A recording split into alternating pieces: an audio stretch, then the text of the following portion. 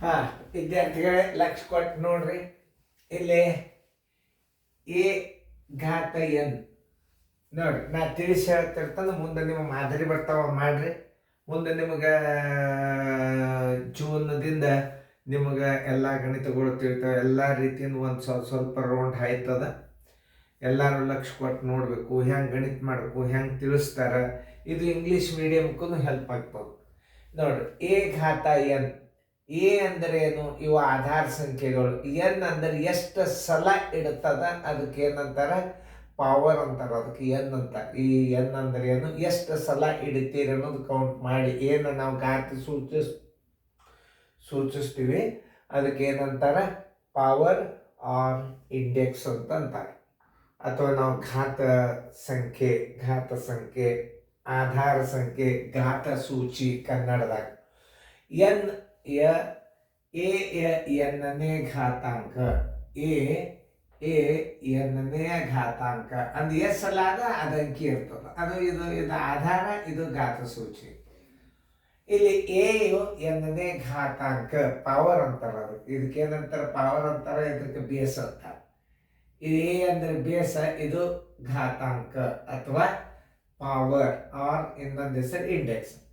ಈಗ 2 ಕ್ಯೂಬ್ದ ಬೆಲೆ ಎಷ್ಟು ಅಂತಂದ್ರೆ ನೀವು ಹೆಂಗೆ ಹಚ್ಕೋಬೇಕು ಒಂದು ನಾನು ತೋರಿಸ್ನು.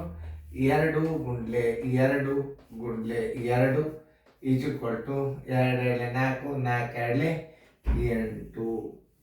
ಇದರ ಉತ್ತರ ಎಷ್ಟು ಬಂತು? 8 ಬಂತು. ನೋಡಿ ಹೆಂಗೆ ಇರ್ತದ ಅನ್ನೋದು ಹೇಳ್ತಾನೆ ನಾನು ನೀವು. ಅದ್ರ ಉತ್ತರ ಇನ್ನು ಮುಂದಿನ ಮಾದರಿಗಳನ್ನು ನೀವು ಮಾಡ್ತಿದ್ರೆ ಮಾಡಿ. ಯಾಕಂದ್ರೆ ತಿಳ್ಕೊಬೇಕಾಗ್ತದೆ. ಯಾಕಂದ್ರೆ ಟೈಮ್ ಭಾಳ ಹಾಳು ಮಾಡಬೇಡ್ರಿ. ಈಗ ಮುಂದಿನ ಗಣಿತ ಮಾಡ್ರಿ. ಮಾಡಿದಿಂದ ನಿಮಗೆ ಲೆಕ್ಕಗಳು ಬರ್ತಾವೆ. ಎಷ್ಟರ ಪವರ್? 2 ಸಲ. 4 ಗುಂಡ್ಲೆ 4 ಬರೋಬರಿ 16. ಇದ್ರ ಉತ್ತರ ಎಷ್ಟು? 16.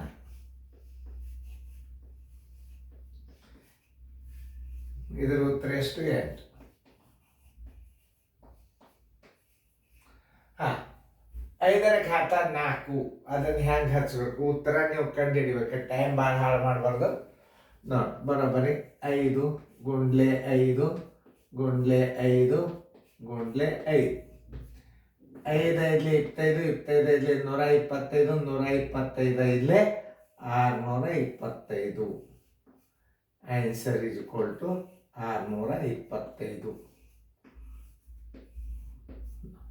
10ರ ಘಾತ 3. 10 ಗುಂಡ್ಲೆ 10 ಗುಂಡ್ಲೆ 10 ಈಜ್ಕೊಲ್ ಟು 1ರ ಮುಂದೆ 3 0. Answer is equal to 1000. 3 0 ಅಂದ್ರೆ 10ರ ಘಾತ 3. ಇದೆಲ್ಲ ಇಷ್ಟು ನೀವು ತಿಳ್ಕೊಂಡ್ರೆ ಅಂದ್ರೆ ಮುಂದಿನ ಗಣಿತಗಳು ಎಲ್ಲ ಒಂದ ರೌಂಡ್ ಗಣಿತ ಹೋಗ್ತಿರ್ತವೆ. ಇದನ್ನ ಕೆಳಗಿನವುಗಳನ್ನು ಘಾತಾಂಕ ರೂಪದಲ್ಲಿ ಬರೆಯಿರಿ ಅಂದ್ರೆ ಏನು? 6 ಘಾತ 4. ನಿಮಗೆ ಇಷ್ಟು ಮಾಡಿ ಒಳಗೊಮ್ಮೆ ಹೆಂಗೆ ಮಾಡ್ತಾನೆ? ಇದಕ್ಕೆ ಚೌಕ್ ಹಾಕಿಬಿಟ್ಟಿರ್ತಾನೆ.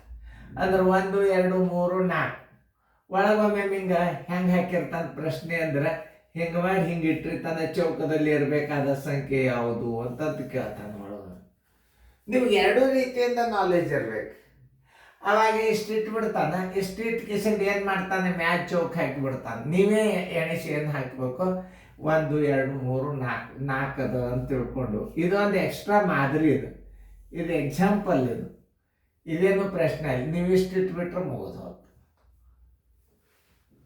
ಆಮೇಲೆ ಇಲ್ಲಿ -7 -7 ಇಟ್ಕೋಬೇಕು. ಘಾತ ಸಂಖ್ಯೆ ಎಷ್ಟು ಅದ ನೋಡ್ರಿ? 1 2 3 4 5 6 ನೋಡಿ.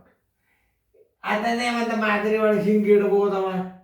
-7 ಘಾತ ಹಿಂಗೆ ಚೌಕ್ ಮಾಡಿ ಸುಮ್ಮನೆ ಇಟ್ಬಿಟ್ಟಿರ್ತಾನೆ. ಇಂಥವು ಬೀಳ್ತಾವ ನಿಮಗೆ. ಅವಾಗ ಹಿಂಗೆ ಹಿಂಗಂತೂ ಕೇಳಿದ್ದ ಅಂದ್ರೆ ಹಿಂಗೆ ಉತ್ತರ ಇಡ್ರಿ. ಹಿಂಗೆ ಕೇಳಿದ್ದ ಅಂದ್ರೆ ಎಷ್ಟವ ಘಾತ ಸಂಖ್ಯೆ? 6 ಅಂತ ಇಟ್ಬಿಡ್ರಿ. 2 ನಮೂನಿ ಮಾದರಿಗಳನ್ನು ನಾನು ನಿಮಗೆ ತಿಳಿಸ್ತಿರ್ತೇನೆ. ಈಗ ನಾವು 1 2 ಅಂಶ 1 2 ಅಂಶ 1 2 ಅಂಶ 1 2 ಅಂಶ ಎಷ್ಟು ಇವು? 1 2 3 4. ಆಮೇಲೆ ಏನು ಮಾಡ್ತಿರ್ತಾನೆ? ಒಂದು ಇಂಥದೇ ಒಂದು ಮಾದರಿ ಕೊಡ್ತಾನೆ. ಹಿಂಗೆ ಪ್ರಶ್ನೆ ಬರೀತಾನೆ. ಬರ್ರಿ ಹಿಂಗೆ 1 2 ಅಂಶ ಇಡ್ತಾನೆ. ಇಟ್ಟು ಇಲ್ಲಿ ಚೌಕದಾಗ ಹಿಂಗೆ ಕೊಟ್ಬಿಟ್ಟಿರ್ತಾನೆ. ಬೇಕಾ ಹಿಂಗೆ ಪ್ರಶ್ನೆನೂ ಕೇಳ್ಬೋದು, ಹಿಂಗೂ ಕೇಳ್ಬೋದು. ಅವಾಗ ಎಷ್ಟು ಗುಂಪವ ಇವು? 1 2 3 4 4 ಇಟ್ಟು ಬಿಡ್ರಿ. ಹೆಚ್ಚಿನ ನಾಲೆಜ್ ಇರಬೇಕು ನಿಮಗೆ. ಈಗ ನಾವು -1/3 ಬರೋಬರಿ 1 2 3 ಘಾತ ಸಂಖ್ಯೆ. ಇದನ್ನೇ ಹಿಂಗೆ ಕೇಳಿದ್ದಂದ್ರೆ ಹೆಂಗೆ ಹಚ್ಬೇಕಂದ್ರೆ ತೋರಿಸ್. ಇದನ್ನು ಕೇಳ್ಯಾನ ಅಂತ ತಿಳ್ಕೊಬೇಡ, ನಾಲೆಜ್ ಇರ್ಬೇಕು ಮನುಷ್ಯ. -1/3 ಇಲ್ಲಿ ಚೌಕ ಹಾಕಿದ್ದಂದ್ರೆ ಘಾತ ಸೂಚಿ ಅಂದ್ರೆ ಪಾವರನ್ನು ಇಡ್ಬೇಕು. ಎಷ್ಟದ? 1 2 3 ಪವರ್ ಇಟ್ಬೇಕು. ಇಷ್ಟು ನಮೂನಿ ನಿಮಗೆ ಗಣಿತ ತಿಳಿಸಿ ನಾನು. ಇವೆಲ್ಲ ಬೇಸಿಕ್ ಅಭ್ಯಾಸ ಇದು. ಇದನ್ನೆಲ್ಲ ಒಂದು ರೌಂಡ್ ನೀವು ಕಲ್ತು ಬಿಟ್ರೆ ಅಂದ್ರೆ ಮುಂದಿನ ಗಣಿತಗಳೆಲ್ಲ ಬಂದು ಬಿಡ್ಲಿಕ್ಕೆ ಬರ್ತಾವ ನಿಮಗೆ. ಆಮೇಲೆ ಇದ್ರ ಮೇಲೆ ಗಣಿತ ಬರ್ತಾವ, ಅವತ್ತೊಂದು ಬಿಡಿಸ್ಬೇಕು. ಆಮೇಲೆ ಇವುಗಳನ್ನು ಗುಣಲಬ್ಧ ಕೇಳಿದಾಗ ಇದ್ರ ಗುಣಲಬ್ಧ ಕೇಳಿದ್ರೆ ಉತ್ತರದಾಗ ಏನು ಬರ್ತದ, ಬೆಸ ಸ್ಥಾನದಾಗಿದ್ದರೆ ಏನು ಉತ್ತರ ಬರ್ತದ, ಅವೆಲ್ಲ ಮುಂದೆ ನಿಮ್ಮ ಮಾದರಿ ಬರ್ತಾವೆ. ಈಗ ನೀವು ಚೆನ್ನಾಗಿ ತಿಳ್ಕೊಂಡು ಫೇರ್ದಾಗ ಬರ್ಕೊಡ್ರಿ.